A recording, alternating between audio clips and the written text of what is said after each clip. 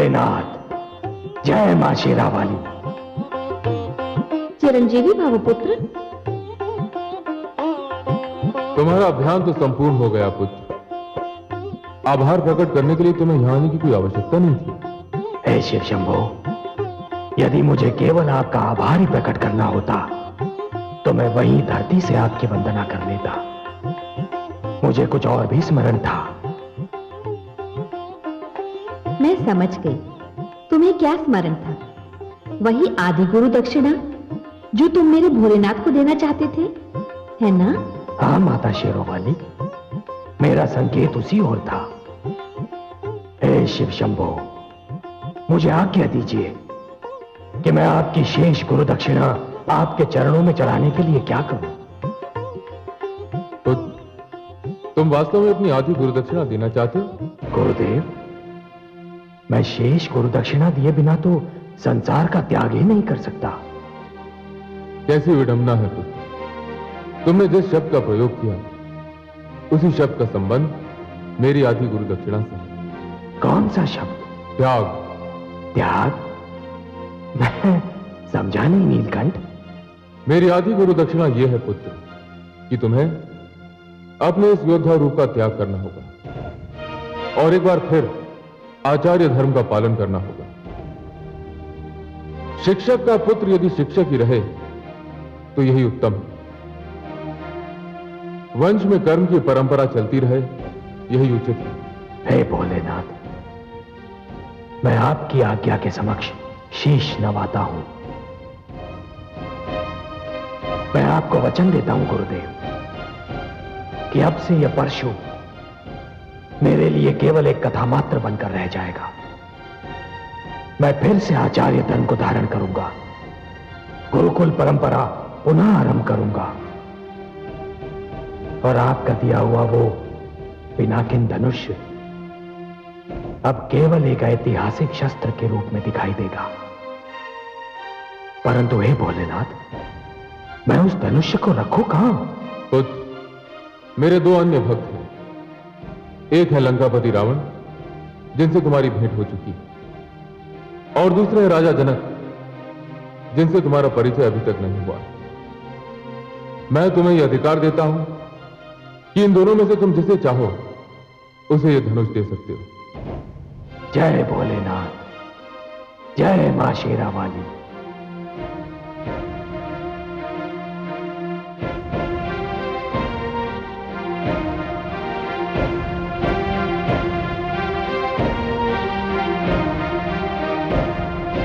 असुर कीर्ति विस्तारक, देवकुल प्रतिष्ठा विदारक, महाज्ञानी सुकेशु नंदन असुर सम्राट रावण पधार रहे हैं।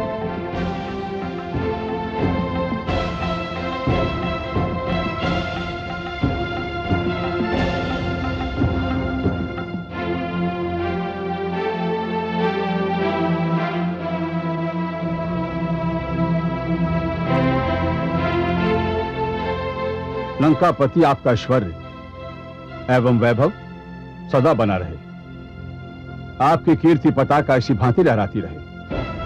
आपके विचारार्थ उस उदंड ऋषि को बंदी बना लिया गया है।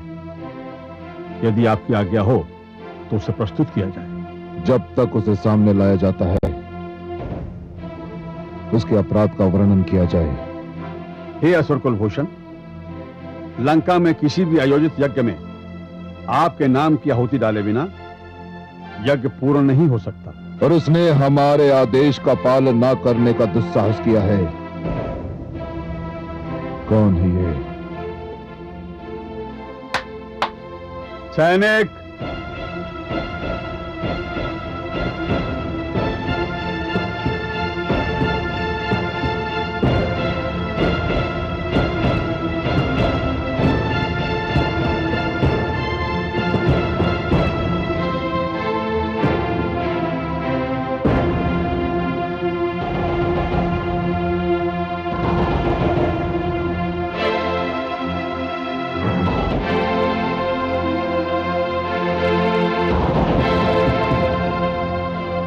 युवक,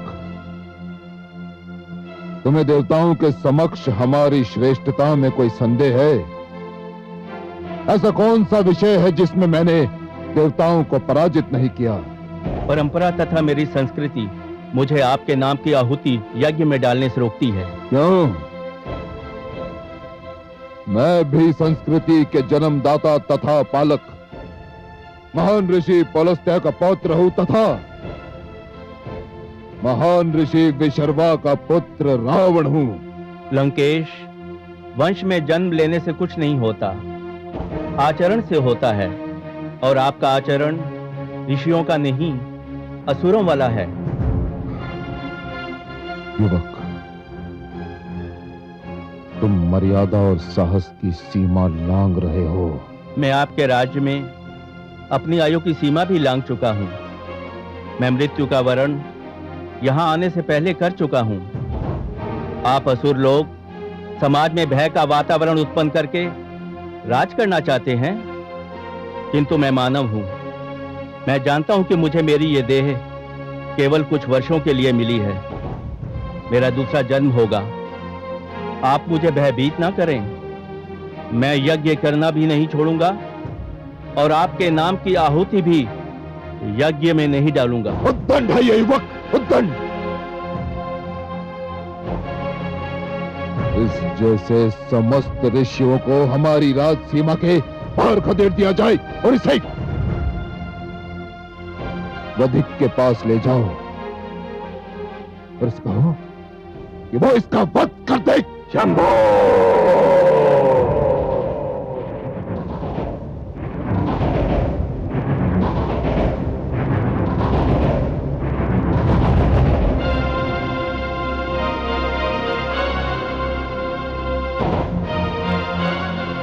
परशुराम, लंकापति रावण की राजसभा में तुम्हारा स्वागत है। लंकापति रावण, मैं बड़े उचित समय पर आया। मैं तो आपको विश्रवा का पुत्र समझकर यहां आया था, किंतु देख रहा हूं कि आपके ऊपर अपनी माताश्री की महत्वाकांक्षा और असुर संस्कृति विराजमान है। परशुराम, आपका इतना बड़ा उपकार है मुझ पर कि यदि आप मुझसे मेरा सिर भी मांगेंगे तो मैं ना नहीं कहूंगा। तो बस ये ऋषि युवक मुझे दे दीजिए, मैं उल्टे पैर लौट जाऊंगा। क्यों? ऐसा क्यों मित्र? हे लंकापति, मैं तो आपको अपने गुरु भगवान शिव शंभो का महान भक्त समझकर यहां आया था, उनका ये पिनाकिन धनुष आपको देने के लिए। तो दीजिए। दीजिए परशुराम, मुझसे बड़ा और योग्य पात्र इस संसार में कोई हो ही नहीं सकता। दीजिए परशुराम। नहीं लंकापति रावण, एक महान शिव भक्त होना और बात है और एक प्रजावत्सल राजा होना और बात। आप महान शिव भक्त अवश्य हैं, किंतु आप अपनी प्रजा की रक्षा नहीं करते। आप एक न्याय प्रिय राजा नहीं है लंकेश, और इसलिए अपने गुरु का यह महान शिव धनुष मैं आपको कदापि नहीं दे सकता। मेरा यह निर्णय अटल है। किंतु परशुराम।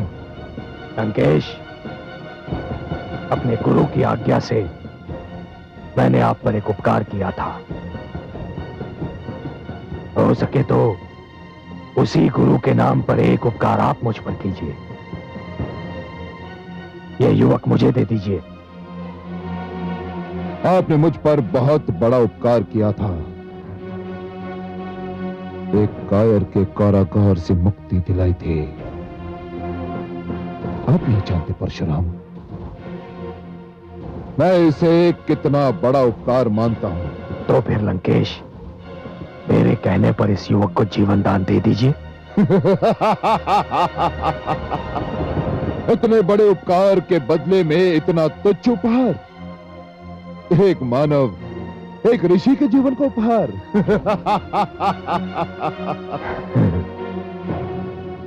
यही तो व्यथा है लंकापति रावण, कि आप ईश्वरीय सत्य को समझ ही नहीं रहे हैं।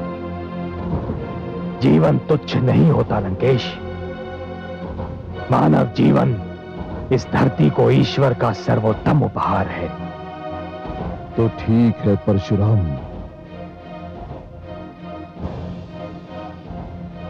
मैं आपकी मांग स्वीकार करता हूं और इसे जीवन दान देता हूं। धन्यवाद लंकेश, अब जाने की अनुमति दीजिए। नहीं परशुराम, मुझे अतिथि सत्कार का कुछ अवसर तो दीजिए।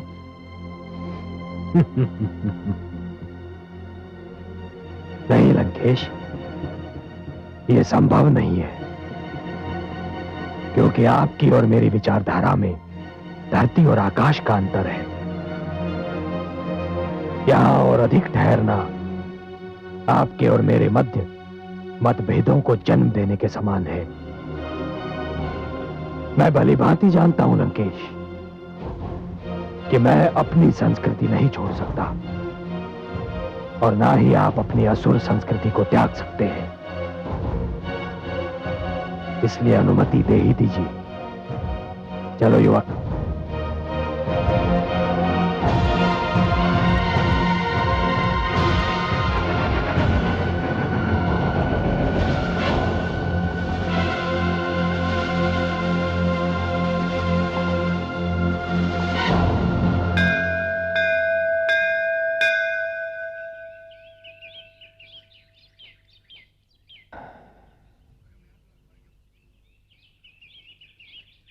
जाओ नवयुवक, अब तुम्हारे प्राणों को कोई संकट नहीं।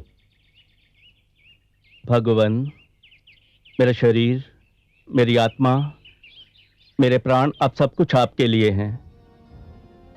आपने मेरे प्राण बचाकर मुझ पर जो उपकार किया है।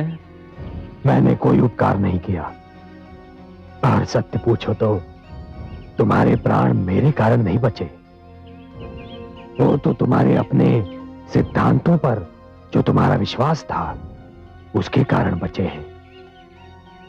रावण की शक्ति की चिंता ना करते हुए तुमने अपने सिद्धांतों पर अड़िग रहने का निश्चय किया। कदाचित यही बात ईश्वर को भा गई। भगवान, मुझे अपनी सेवा करने का अवसर दें। नहीं नवयुवक, मुझे अपने गुरु के आदेश का पालन करना है, जो रावण के सभागार में मैं नहीं कर पाया।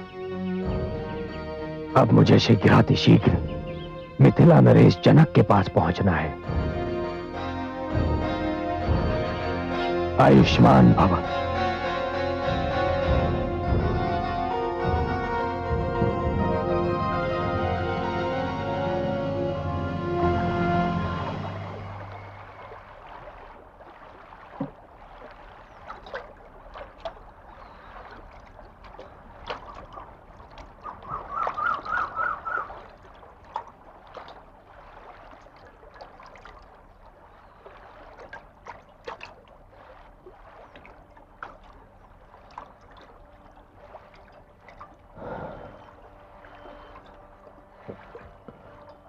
नवयुवक, प्रणाम ऋषिवर।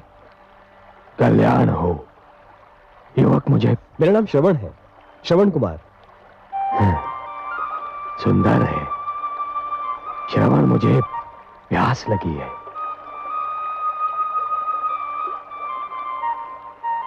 क्या बात है?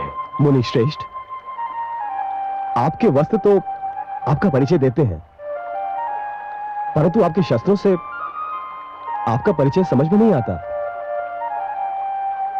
तुम मुझे मेरे वस्त्र देखकर मुनि कह रहे हो, परंतु मेरा ये धनुष, मेरा परशु, ये तो मुझे मुनि सिद्ध नहीं करते। उच्च कुल का तो सिद्ध करते हैं। उच्च कुल? मेरा कर्म जाने बिना ही केवल मुझे देखकर ही तुमने मुझे उच्च कुल का सिद्ध कर दिया।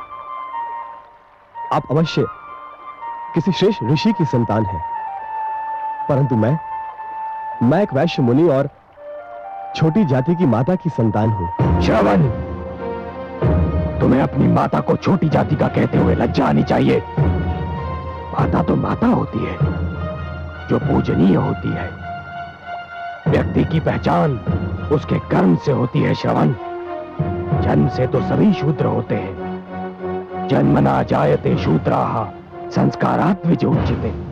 क्षमा करें, मैं तो आपका विचार करके कह रहा था। मेरे हाथों से जल लेकर। श्रावण, वायु हर श्रेणी के व्यक्ति को छू कर आती है और हर श्रेणी के लोग उसी वायु से अपनी श्वास भर लेते हैं, शीतलता प्राप्त करते हैं। सूर्य की किरणें भी सभी के लिए समान होती हैं। श्रवण, मेरा अर्थ समझ रहे हो ना?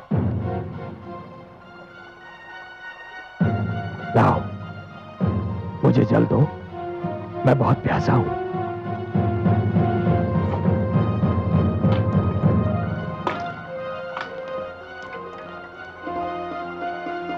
सुखी रहो। हे मुनिवर, आप मुझे अपना परिचय दें, बड़ी कृपा होगी, क्योंकि आज से आप मेरे आदर्श हैं। श्रावण, मैं ऋषि जमदग्नि और माता रेणुका का पुत्र परशुराम हूं। जन्म से तो ब्राह्मण हूं, किंतु कर्म से मुझे क्षत्रिय बनना पड़ा। भगवान परशुराम, अहो भाग्य मेरे, जो मुझे आपके दर्शन हुए। एक तीर्थ स्वयं चलकर मेरे पास आ गया। मैं तुम्हारा तात्पर्य नहीं समझा। मैं अपने अंधे माता पिता को तीर्थों की यात्रा कराने निकला हूं। वो जो बैठे हैं मेरे माता पिता हैं।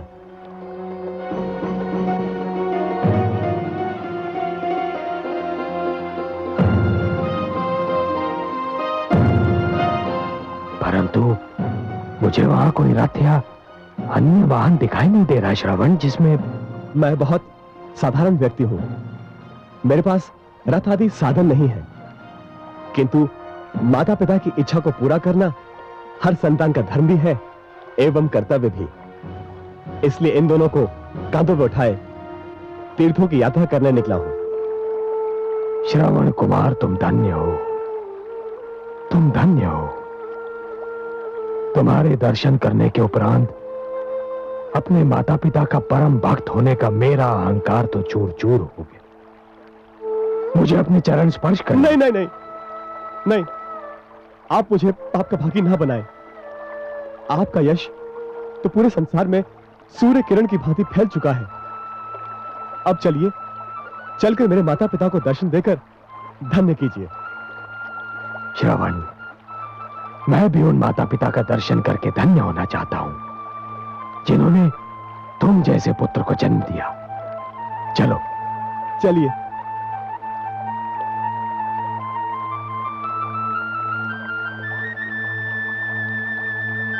माता पिताश्री, भगवान परशुराम पधारे हैं। हमारे धन्यवाद। हे भगवान परशुराम, हमें अपने चरण छूने दीजिए। नहीं माता, चरण स्पर्श तो मुझे आपके करने चाहिए।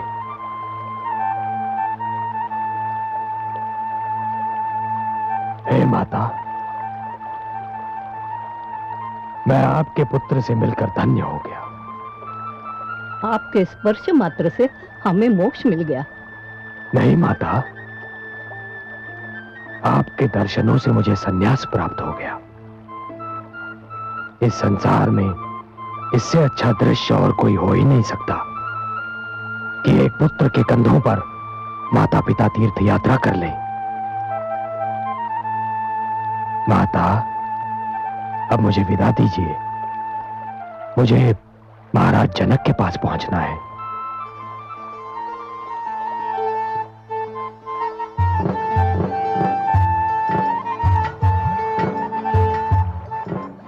श्रवण,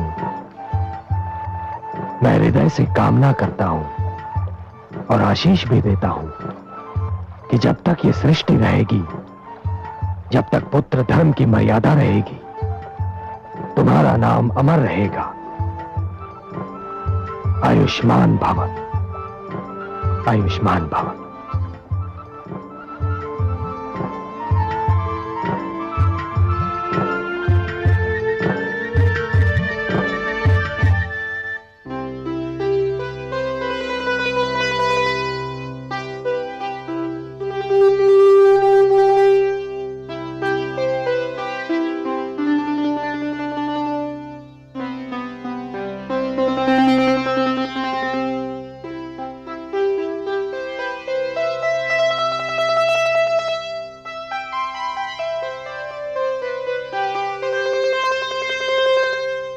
महाराज जनक की जय हो।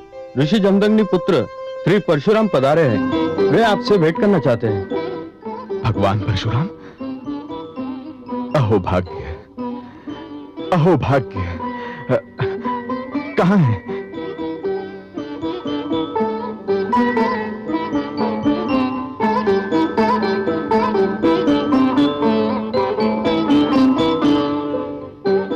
भगवान, मैं इस सौभाग्य पर किन शब्दों में ईश्वर को धन्यवाद दूं कि आपने अपने चरण कमलों से मेरे राजभवन को पवित्र कर दिया। हे भगवान परशुराम, मिथिला का कण कण आपकी इस कृपा के प्रति आपका आभारी रहेगा। स्वागत है भगवान, आपका बहुत बहुत स्वागत है। राजन, आप वास्तव में धन्य हैं। मेरे स्वागत के लिए आप नंगे पांव चले आए। भगवान, जिस स्थान पर आप जैसा महान व्यक्ति उपस्थित हो, वह स्थान इतना पवित्र, इतना पावन है कि वहां तो नंगे पांव ही आना चाहिए। पधारिए भगवान, पधारिए।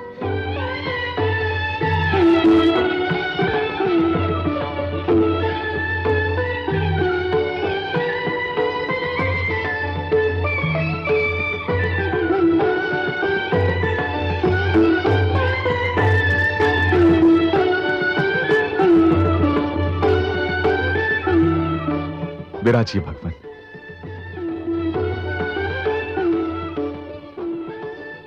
भगवान, मेरी तो समझ में कुछ नहीं आ रहा कि मैं आपका स्वागत कैसे करूं और क्या करूं।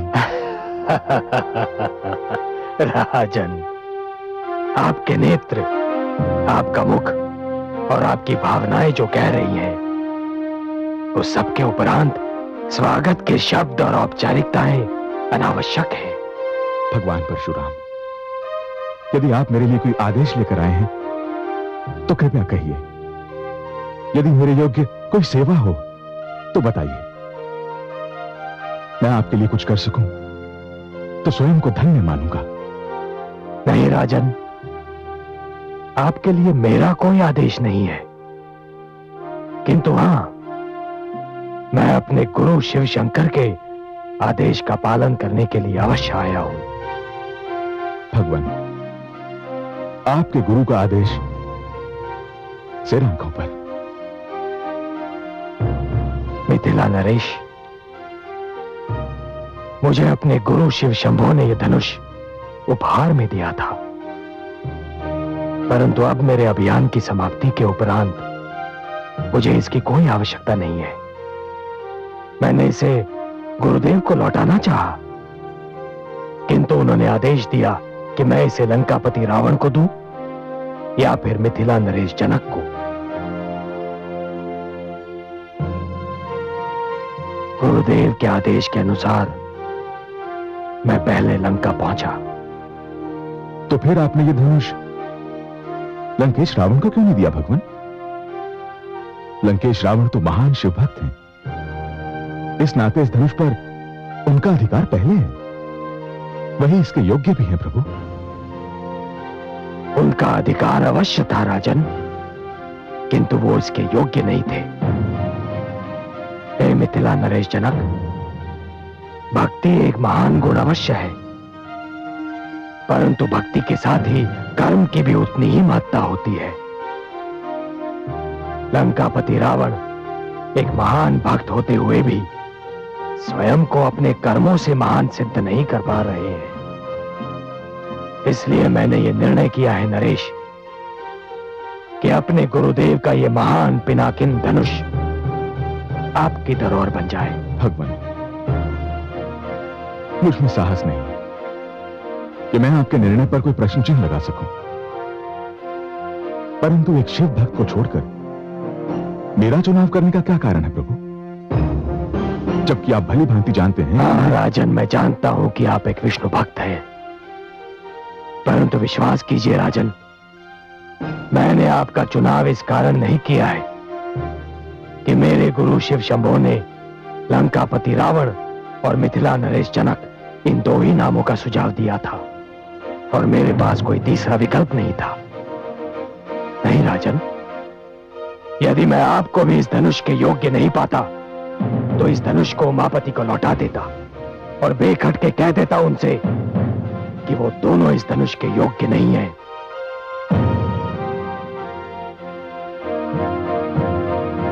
किंतु राजन, आपने ये सिद्ध कर दिया कि आप जनक हैं। जनक, जिसका अर्थ होता है पिता।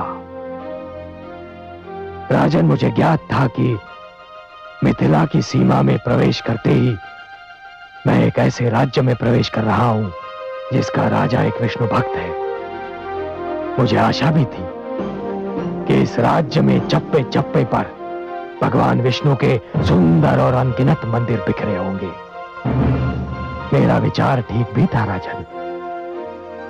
किंतु राजन, यहां आकर एक सुखद आश्चर्य हुआ कि आपके राज्य में भगवान शिव के भी उतने ही सुंदर मंदिर बिखरे हुए हैं।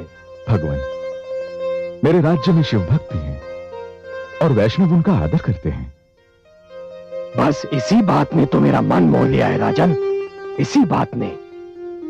राजन, मत और धर्म एक निजी विषय है। सबको अपनी इच्छा के अनुसार मत और धर्म मानने का अधिकार है। किंतु महान वही होता है जो दूसरों के विचारों और धर्म का सम्मान करे। आपकी इसी सहिष्णुता ने मुझे अत्यंत प्रभावित किया है राजन, और इसीलिए इस महान शिव धनुष्य का संरक्षक मैंने आपको चुना है। आपका ये राजभवन किसी मंदिर से कम नहीं है राजन। भगवान, मैं वचन देता हूं कि भगवान शिव के इस धनुष को न केवल पूरे सम्मान के साथ मिथिला में स्थापित करूंगा, वरन अपने प्राणों से भी अधिक इसकी रक्षा करूंगा। भगवान, आप एक लंबी यात्रा से आए हैं, तनिक विश्राम कर लीजिए। मुझे और मेरे परिवार को अपनी सेवा का अवसर दीजिए। मैं कल ही इस धनुष के लिए यथा योग्य स्थान बनवा दूंगा।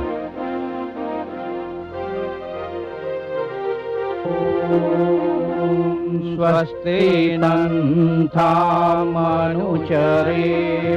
भगवान, मैं राजकाज से अवकाश पाकर प्रतिदिन इस स्थान पर आता हूं और यहीं साधना करता हूं। इसके भीतर मैंने एक उच्च आसन बनवाया है जहां मैं अपने आराध्य का आवाहन करता हूं। राजन, ये कक्ष अति सुंदर है। तो भगवान शिव के इस महान धनुष की स्थापना यहीं कर देते हैं। मैं अपने भवन के इस अंश को सार्वजनिक घोषित कर देता हूं। मेरी पूजा समाप्ति के उपरांत हर एक को यहां आने और भगवान शंकर के इस महान धनुष के दर्शन करने की संपूर्ण स्वतंत्रता होगी। आइए भगवान।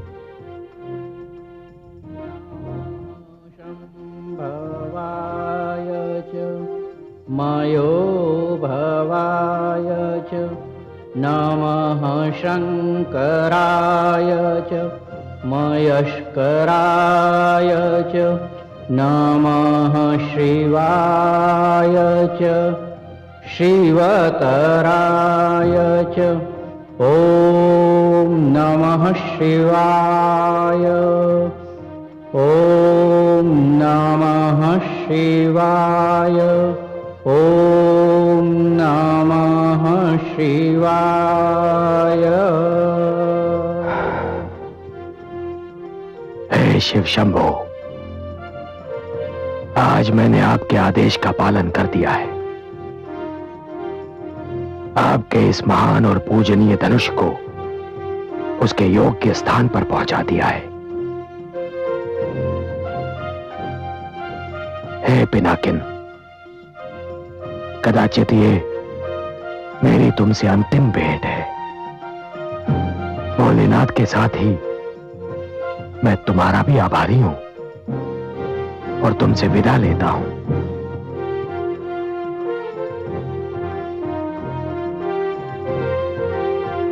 हे शंभो शंभो शंभो।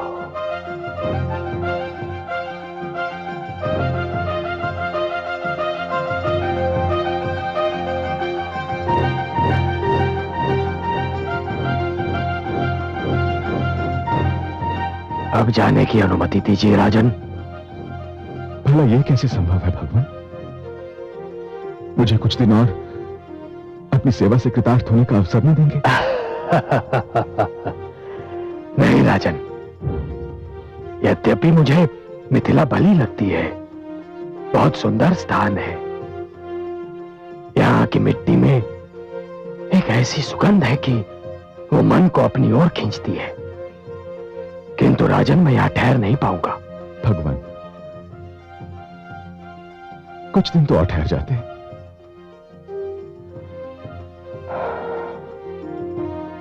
नहीं राजन, राजन मैंने जीवन में इतनी हत्याएं की हैं कि मेरा मन ऊब गया है। यह सत्य है कि हत्याएं करने पर मुझे विवश कर दिया गया था, किंतु हत्याएं तो हुई ना, जिनके कारण न केवल मेरे हाथ रक्त से रंगे हैं, वरन मुझे ऐसा लगता है जैसे मेरा समस्त अस्तित्व रक्त सागर में डूब गया है। मेरे मन पर, मेरी आत्मा पर एक बोझ है राजन, एक बोझ है। मैं साधना में डूब जाना चाहता हूं राजन, ऐसी साधना में जिससे मैं न केवल संसार को वरन स्वयं को भी भूल जाऊं। भगवान, मैं आपको रोकने का दुस्साहस तो नहीं कर सकता,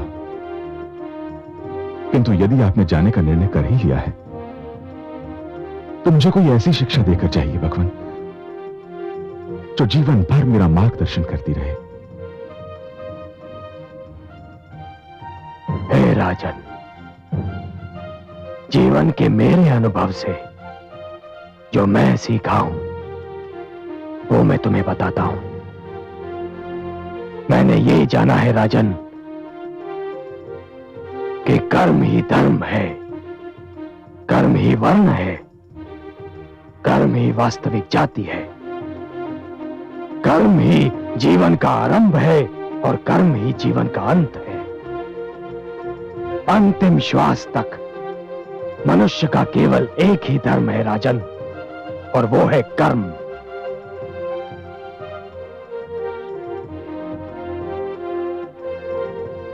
जो मनुष्य इस बात को स्मरण रखेगा राजन, उसी का जीवन सफल होगा।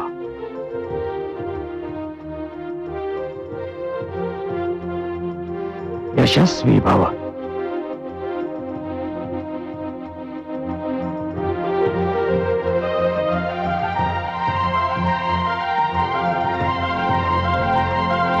हे कमल नयन, आपकी कृपा से परशुराम का अभियान सफलतापूर्वक समाप्त हो गया।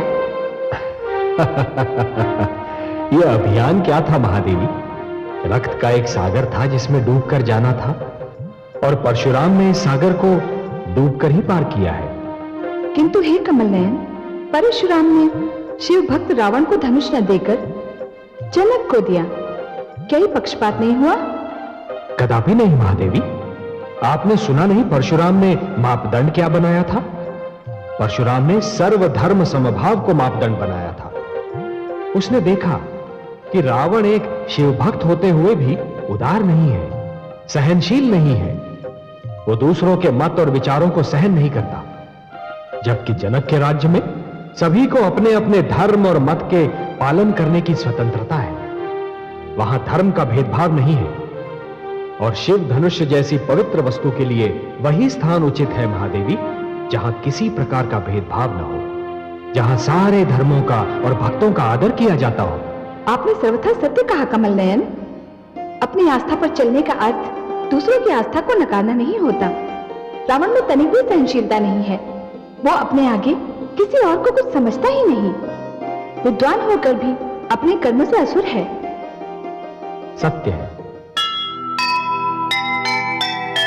अपने अपने पथ चले, सबको है अधिकार। मत दूजे पर ला दिए अपने जटिल विचार। हिंसा अत्याचार से चले न कोई काम। जग में हुआ घमंड का सदा बुरा परिणाम, सदा बुरा परिणाम।